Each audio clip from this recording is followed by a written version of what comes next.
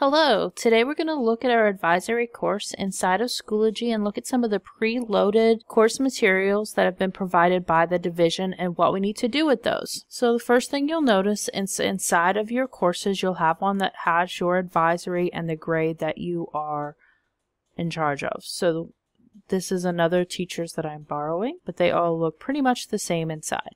So the first thing you'll notice is that there's a nice long high school advisory welcome message that is in there for you from the division.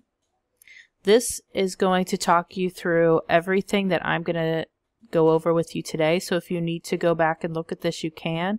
You'll want this message to be unpublished so that it's only viewable by the instructor, not by the students.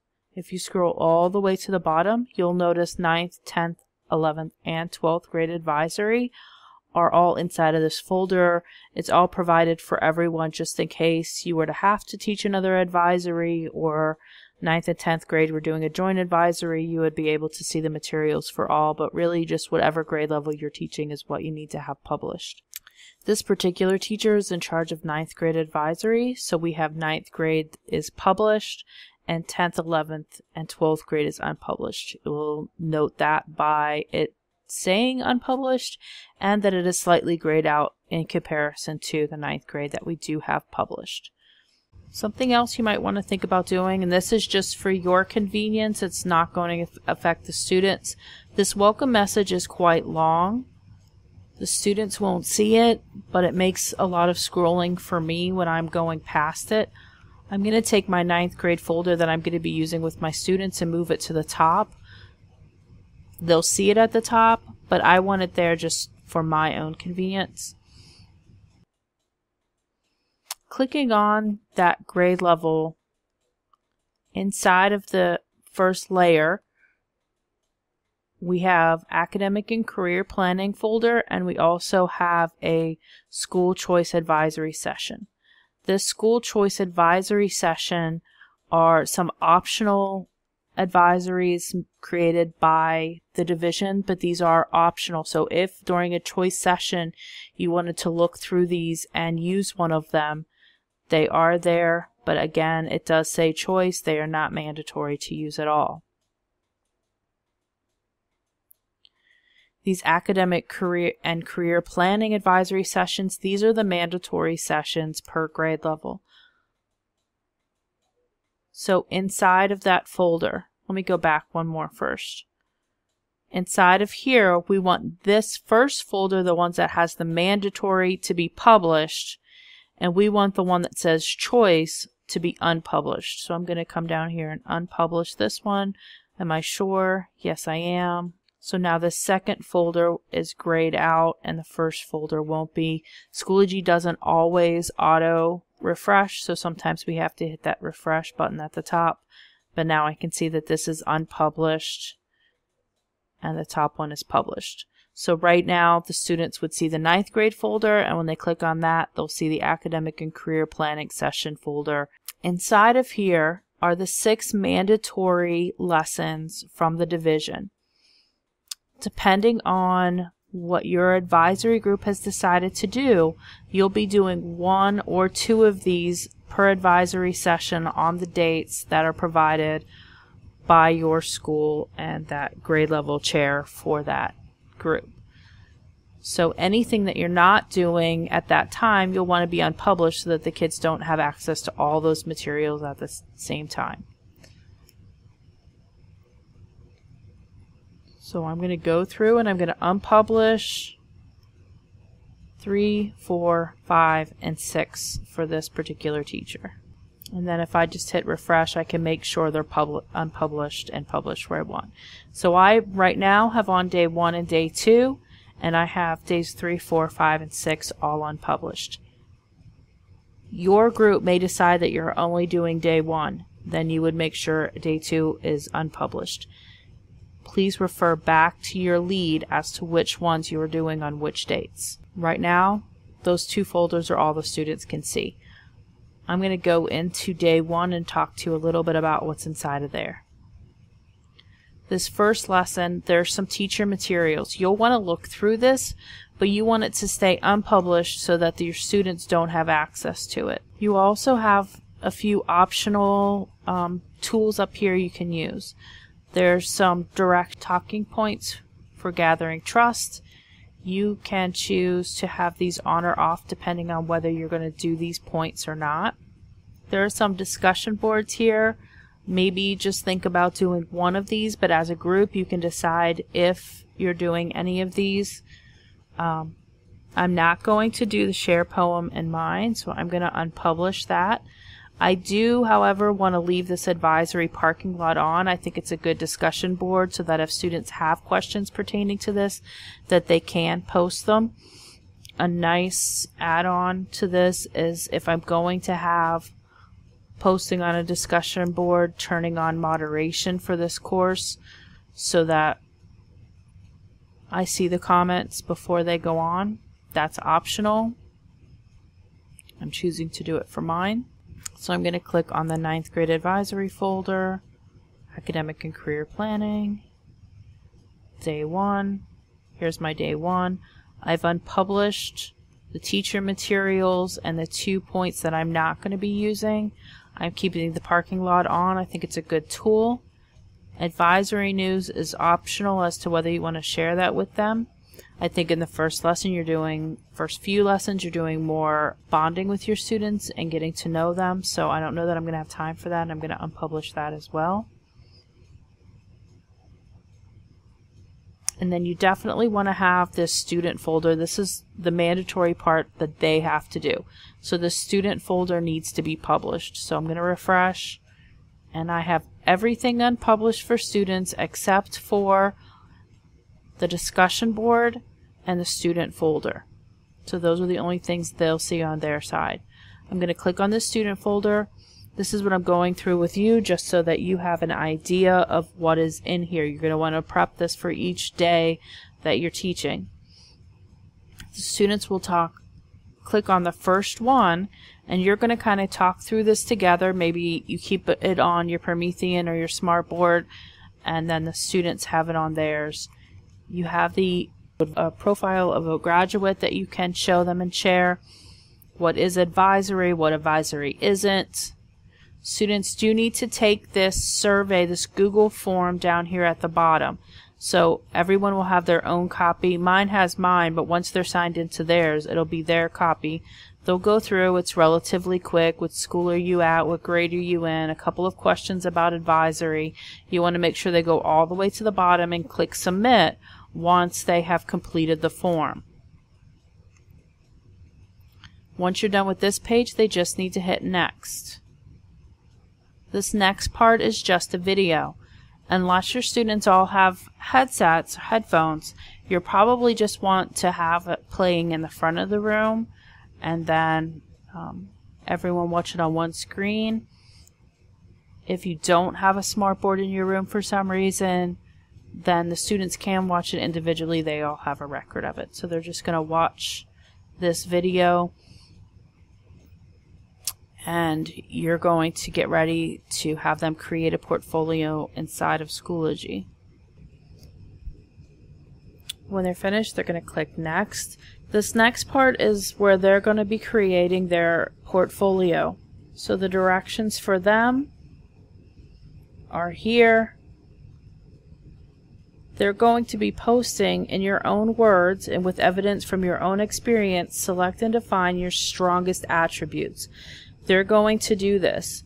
What they'll need to do on their student side, where our yellow box is here, they have a submit button. They'll click submit. They're going to select create, and then they're going to answer that question, giving examples of what their strongest attributes are with evidence. That's something they're going to do. After that, they need to be able to add this into a portfolio. So there are also directions here on how to create and add something to a portfolio in Schoology. I'm going to show you that real quickly first here so that you have knowledge of what that looks like. Everyone will click on their name, click on your profile, and underneath of your picture on the left-hand side, Portfolios is an option. He'll click on Portfolios, and they won't have anything down here. They're just going to click on New Portfolio, name it, Advisory. This was for a grade 9. You click 10, 11, 12, whatever it is. And then they're going to publish it. So right now it's showing this white dot on the right hand side that says that it's unpublished. If I click it and turn it green, then it's published, and we want them all to have one that's published. So now if I go out to my main page, I have an Advisory 9. Right now it is empty. Once they create their document and save that assignment, they'll be able to come back to their portfolio, click on Assignment Submission, scroll to where their advisory is, and they'll have their assignment that they just submitted. They'll check the box, highlight that assignment that they've done, and then add that submission to their portfolio. That's pretty much all that they have to do for day 1. So once this assignment is finished, this is what they are going to be adding to their portfolio. Next, this is day 2. It is important to note that some of the assignments have Google Drive assignments in the teacher folder that you need to attach. For example, in the Day 2 Academic Goal Setting section, in the Teacher Resource folder, there is a Google Drive assignment that you need to set up. So if you click on it, and then this is the document, and it's going to force you to make a copy into your drive. Click Make a Copy. Now I have a copy of this. I'm taking off copy of, but if you leave it there, it's not going to hurt anything. And then back in the advisory folder for day 2, I need to go into the students folder and attach that document. Click on students. This is the assignment, so this is the assignment I need to edit. Edit. I'm going to make a copy for each student, so I'm assigning from this app. Student SMART Goal should be right at the top because it's the most recent thing I did. And attach. And I'm going to leave it ungraded. And that's why it's important that you are looking at the teacher plans for each one of the assignments before you teach it, in case there's something that you need to attach to the assignments like there was for the Day 2 ACP, Academic Goal Setting. Quickly, you would do the same thing as before and unpublish any materials that are not for students, and making sure that that student folder is published for them.